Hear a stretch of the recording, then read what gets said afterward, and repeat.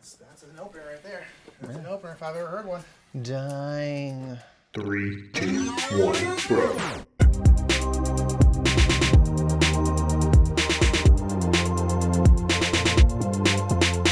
What's up, everybody? My name is Michael E. Murphy, one half of the Brothers Murph. It's time to take a look at our dang shelves and see what games are on there. And why do we own these things, man? Why are they here? Why are any of us here? I don't know, but I'm going to be talking about this section of games right here.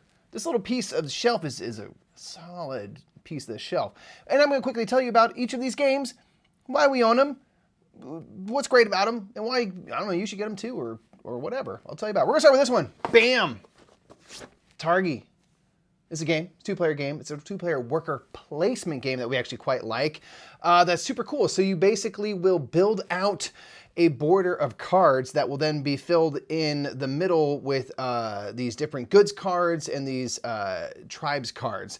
And this is a really cool two-player worker placement game where you're going to place your Targi figures on the edges of the kind of board you've created of cards. On those border cards are going to give you different abilities. Sometimes they'll give you goods, things like that. And then based off where you place your three Targi figures, you are going to look at the intersections, like, okay, this person's up here, this other figure's over here to the left. Where do those two things, if I was to draw a straight line, intersect? And wherever they intersect is where you're going to put these different tribe markers. You're ultimately going to activate 4 or 5 different cards on a turn, and you're hoping to get a bunch of goods to then be able to get these tribal expansion cards that are going to build out into a little tableau for you that will be the vast majority of your points. And you're basically going to build out this little tableau of 12 cards. And it's either the game will end by building out the tableau, or there's a robber who moves around and kind of counts the game for you round by round. Whichever of those happens first will end the game. So I love this. I had heard about this game for a long time before we ever got to see it in person or play it, because Targi for a good long while is sort of not readily available. So I was super excited because Nick and I, if you don't know, love worker placement games. It's our favorite mechanism overall for board games. And so we'd heard there's this two-player only worker placement game. So I love two-player only games because I think it makes for some interesting design choices and things like that. And I love worker placement games. So when I heard that there was one that does both of those things, I was like, yo, I need to check this out. So like I said, it's super cool with the whole action selection system because you're kind of getting in the way of each other. Because if Nick was over here and played this figure, I can't put my figure directly across from that person. So it's really this kind of like chess game where you're trying to put your figures where you want to go to make those intersections in the middle, because that's how you get those kind of main cards for your display and the biggest kind of source for goods.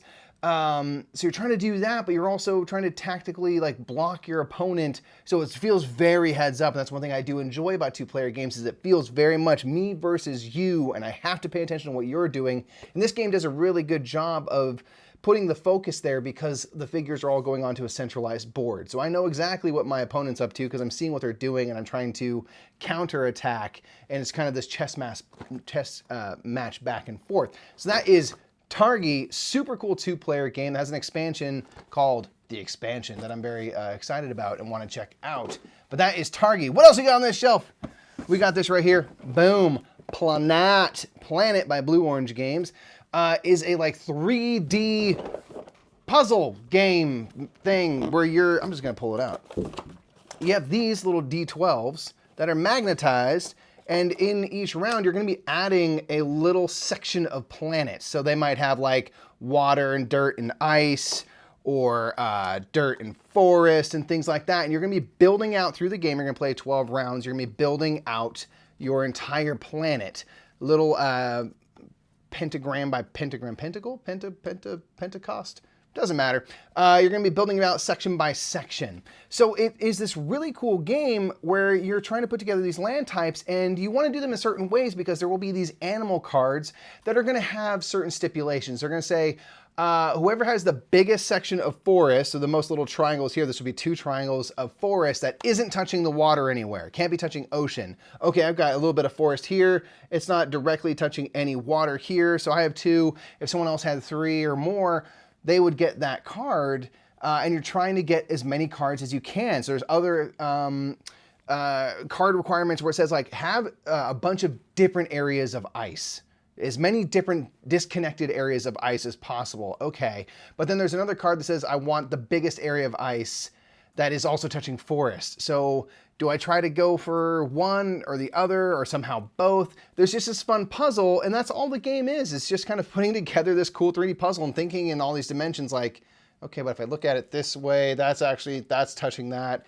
And it's just brilliantly fun and kind of melts your brain without being like a complicated game. It's just about this kind of gimmick of this 3D puzzle and then sort of set collecting these cards. And the more cards you get, the better. And you have kind of a little secret card that says you want to have a bunch of desert on your planet. It's like your preferred habitat. So any desert cards you get will be worth a point. But if you get cards that don't have desert on them, you get like 2 points. But again, most desert cards are going to be happy if you have a lot of desert. So it's like, do I diversify? Do I specialize? That's kind of the problem for you to solve in Planet, but it's a really cool, just different. It's just, we both appreciate things that are different, and a little D12 puzzle game is different. I don't have any other games that look like that in this collection. That's why it's there. It's super cool. So over here we got Crystal Palace, which we got last year and have played a couple times. This is from Capstone Games. Crystal Palace is a super cool game. I need to play more, actually. It's part of the Uwe Rosenberg collection, whatever that means. In this game, you are preparing for the first ever World Fair in 1851. So you are playing this game where you're sort of setting yourself up to be kind of the most famous country and the most successful country at the World's Fair and create the most buzz out of all the players and stuff. So this kind of will present lots of opportunities to kind of do this dice allocation worker placement type system. So the cool thing is here you're gonna be placing dice out to activate these different 8 spaces around that you can work on building prototypes for inventions. You can kind of get into the inner circle as socialites and stuff and become famous that way and get heard because of who your friends are. You can hire on people from history and fiction to kind of be your entourage. That again will give you all these boosts and benefits because it's good to know people in high places and things like that. But again, it comes down to these dice. But the cool thing is you never roll these dice. They will never be rolled. You're always going to choose what number they have. And in general, the higher, the better. However, whatever pips you set your die to, you got to pay that much money. So if you got enough money, if you're willing to spend enough money, you can make every die a 6 and be the most powerful person around. But can you really bankroll that kind of living? And so you might need to strategically choose different levels of dice to make sure you don't have to take on debts, because taking on debts is super bad. It can get you out of a jam and get you some money, but you're going to lose a lot of points. And if you pay off that debt, you still lose points at the end of the game. You just lose less points. So I really love that about this game, where you're going to these 8 different locations and working in the black market. You're getting your name in newspapers and things like that. And just like all the ways that it works, different economies and stuff, and how you manage that money preparing for the first World's Fair is super duper interesting. You're trying to gain buzz and acclaim, all leading up to the first World's Fair. So all the rounds are taking place in the 3 years prior. So it's 1849, 50, and then ending in 1851 with the World's Fair is how the game ends. So it's just a really interesting game with this kind of simple placing dice out. And if you play a die with a 4 first, you might get a better action because you place it here on this little location space. But if I play a 6 after, I still get to then actually activate the spot first. So you might have put down a powerful die and I just beat you out anyway because I was willing to pay enough for it. And it's kind of the whole, like, if you got money, you can make anything happen for you. But money is hard to sometimes come by in Worlds, in the lead up to the World's Fair in Crystal Palace. I was thinking of World's Fair 1893, but this is just Crystal Palace leading up to the first World's Fair. But it's an interesting game, really cool. Definitely pushes you to be aggressive and combative a little bit, and to each space is highly sought after. There's not many. There might be 4 spaces for you to put a die, but there's only 2 spaces that can actually get moved and activate. So only the 2 most powerful dice will get chosen. So it kind of pushes you to be like, well, I'm going to pay more than you and I'm going to steal your plan. Sorry. And that is Crystal Palace. Anyway, next up, Universal. Horrified. Universal Studios Monsters. This is a cooperative game featuring the Universal Studios monsters like Dracula and Frankenstein's monster, the Bride of Frankenstein, the Mummy, Wolfman, Invisible Man. And this is a cooperative game where you're going to be taking on 2 or 3 of the different monsters, and you are sort of doing a pick up and deliver game where there will be all of these spots within the kind of the town village. The village always like burns down in these movies and stuff like that. You're going to be traveling from space to space to go to the museum or the laboratory to pick up these different tiles. And these tiles will either be blue, yellow, or red. They'll have a certain strength on them, a number. And then you're going to be taking those tiles to fight a monster, to try to solve the curse of the mummy. Whatever monsters you're facing will dictate the types of challenges you're going to have and the ways that you kind of overcome and solve the problem of this monster, and then finally you go and face the monster. So there's kind of always like a 2-phase system to fighting these baddies, and it's a cooperative game, and you'll get a certain amount of actions. You'll get 3 or 4 actions on your turn. That could be moving around, picking stuff up, using a tile to work on the mummy's curse or whatever it might be. And you'll have a little player power, and it's just all about teamwork and sort of talking through how do we get this thing over here to where we need it. Again, you're trying to get these tiles and the right characters in the right places at the right time to be able to take down these monsters. And it's got a cool way of kind of scaling for yourself. So this is a really good game for families and different. This is a great game for people that maybe aren't super into board games, but you want to have them take a shot at one. This is really fun because it's cooperative. You can talk through your turns, talk about strategy. And it uses something that we're all familiar with. We're all familiar with these very famous villains of movies and books and things. So it's just a great entry point. And every player comes with a little power, which is exciting, but they're all simple and easy to understand. And what you can do on a turn is not hard. Everything's laid out for you on the monster little sheets about how they work, what they're going to do. It's fairly easy to get into, which is really rad. And this is the type of game that shows up at Target and stuff. And like, this is going to create board gamers. So that's something I've been really into lately, is like, what games are going to create board gamers? This game is going to create board gamers. This game is going to do a lot more for the hobby than Crystal Palace will, right? And you know what? It's super fun. So anytime there's a game like this, it's sort of mass markety, relies on nostalgia and stuff like that, and they make a good game, I'm stoked. I'm all for it. Horrified is fantastic, super duper fun, and depending on the different combinations of monsters you put together and how many you're trying to take down, it can become pretty hard. So you can kind of make it easier or harder depending on which monsters and how many you're trying to face down at once. So that is Horrified. Fantastic game. Finally, this last one here is a bona fide classique in our books. This is Space Bass by John DeClass.